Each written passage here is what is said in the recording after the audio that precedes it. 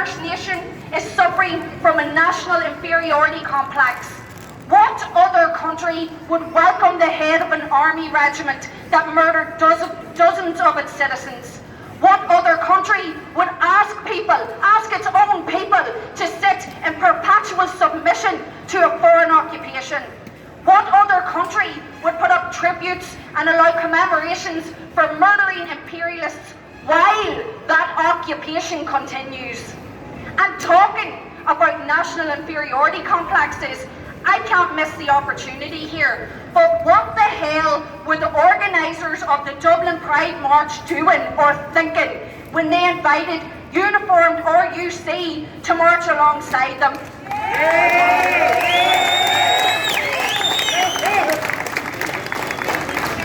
The RUC, who is an armed wing of the British occupation in Ireland, these people are constantly harassing ordinary Irish citizens day in and daily. We have stop and searches, house raids and all the rest. The LGBT community, they want equality and respect. They are supposedly radical and progressive, the complete opposite of everything that the RUC represents. For those marching alongside the RUC today, I say to you, it is not pride you should be feeling, it should be absolute shame.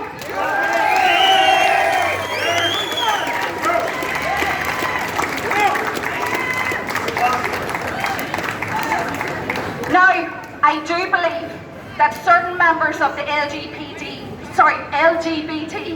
community organised an alternative pride today. Such was their disgust at this move, and also their views on anti-corporate and anti-state involvement.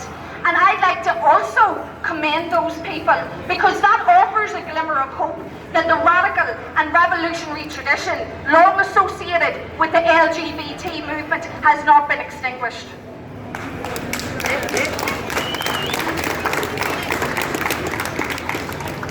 People need to understand this, that the assemblies masquerading as governments in this country, they're not interested in your welfare. They're interested in keeping the current status quo and their own positions of power intact.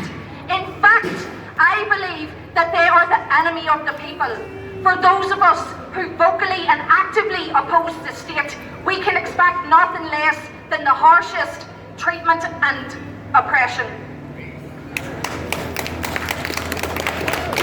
Now, what many people walking up and down here today may not be aware of, and this is given the fact that it is completely ignored by the media, is that we have scores of Irish Republican prisoners.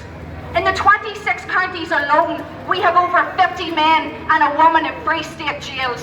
And all of these prisoners came through the Special Criminal Court, a corrupt body that is a conveyor belt of injustice. Rarely does anybody come out of the Special Criminal Court with a chance. This is a court where the belief of a guard with absolutely no evidence at all is enough to see you jailed. Where evidence of supposed IRA activity includes owning a book on Irish politics. This court is set up to rubber stamp the wholesale internment of Irish Republicans, and what's more concerning is it's absolutely working, as we can see from the growing number of convictions. Internment in Ireland, it never ended, it simply changed its system of operation. And in the 6 counties, we also have a non-jury diplock court set up to railroad Republicans into prison. The conditions in McGabry jail are so deplorable that it was once described as the most dangerous prison in Europe. Now, couple the conditions with a predominantly loyalist workforce, and you have prisoners constantly fighting at every turn against such things as brutal, degrading and disgusting strip searching. And we've even had incidents before where screws have planted incriminating articles into prisoners' cells in an attempt to frame them. Absolutely disgusting stuff. So, for the very idea that justice can exist for any of us while this situation prevails is an absolute nonsense. Now, there's nobody here going to be surprised. I am an unashamed traditional Irish Republican, and I say to you all, to get true justice, we cannot even think, don't even think about reforming the system. We have to smash the system, and in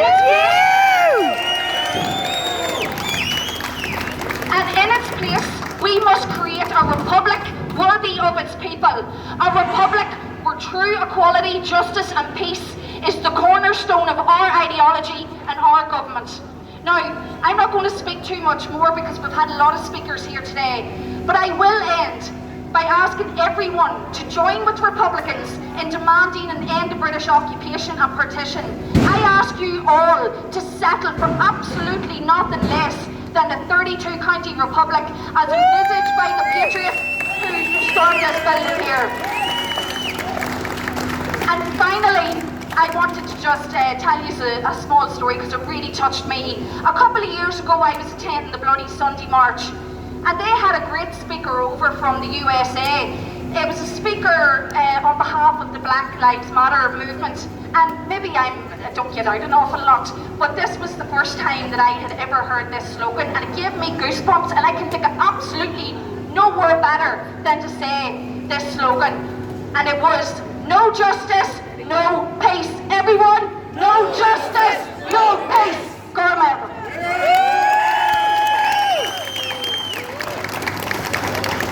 Folks, Mrs. Kate Traynor, well said, Kate. Absolutely well said. Next speaker, folks, is from the National Land League of Ireland. It's Dr. Finbar Murphy.